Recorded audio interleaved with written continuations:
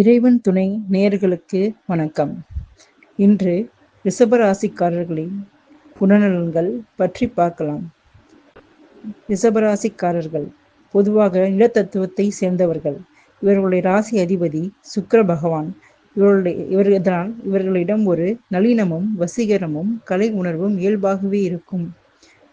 ரிஷபராசிக்காரர்களின் பொதுவான குணங்கள்: நிதானமானவர்கள், எதையும் அவசரப்பட்டு செய்ய மாட்டார்கள். பொறுத்தார் பூமி ஆழ்வார் என்பதற்கு இவர்களே சிறந்த உதாரணம். பிடிவாத குணம் அதிகம் கொண்டவர்கள். காளை மாட்டை போல ஒரு விஷயத்தில் முடிவு எடுத்துவிட்டால் அதை மாற்றிக்கொள்ள மாட்டார்கள். இவர்களது பிடிவாதம் சில நேரங்களில் இவர்களுக்கு வெற்றியையும் சில நேரங்களில் பிடிவாதக்காரர் என்ற பெயரையும் பெற்றுத்தரும். நல்ல உணவு, அழகான உடைகள், வசதியான வீடு என வாழ்க்கையை ரசித்து வாழ விரும்புவார்கள். கலை மற்றும் இசை மீது இவர்களுக்கு அதிக ஈடுபாடு இருக்கும். நம்பகத்தன்மை அதிகம் கொண்டவர்கள். நண்பர்களாகவோ அல்லது வாழ்க்கை துணையாகவோ இருந்தால் மிகவும் நுண்மையாக இருப்பார்கள். இவர்களிடம் ஒரு ரகசியத்தை சொன்னால் அது பாதுகாப்பாக இருக்கும். ரிஷபராசிக்காரர்கள் பெரும்பாலும் உழைப்பாளிகளாக இருப்பார்கள்.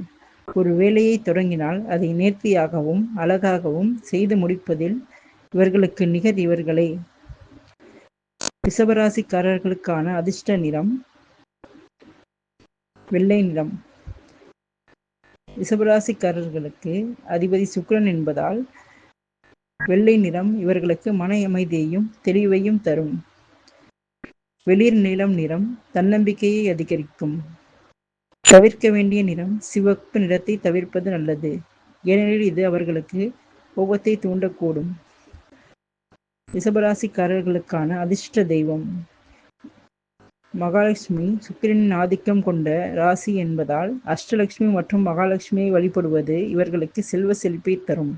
வெள்ளிக்கிழமைகளில் வழிபாடு செய்வது சிறப்பு. ராகு காலங்களில் துர்க்கையை வழிபடுவது இவர்களுக்கு வாழ்வில் உள்ள தடைகளை நீக்கும். பசு வாகனமாக கொண்ட சிவனை வழிபடுவதும் இவர்களுக்கு பெரும் நன்மைகளை தரும். அதிர்ஷ்ட எண்கள் 2, 7, 6. அதிர்ஷ்டக்கல் வைரம். அதிர்ஷ்ட திசை தெற்கு. அதிர்ஷ்ட கிழமை வெள்ளி, புதன். ரிஷபராசிக்காரர்கள் அதீத சோம்பேறித்தனத்தையும் சில நேரங்களில் வரும் அளவுக்கு அதிகமான பிடிவாதத்தையும் குறைத்து கொண்டால் வாழ்வில் மிக பெரிதாக பெரும் உயரத்தை அடையலாம். நன்றி.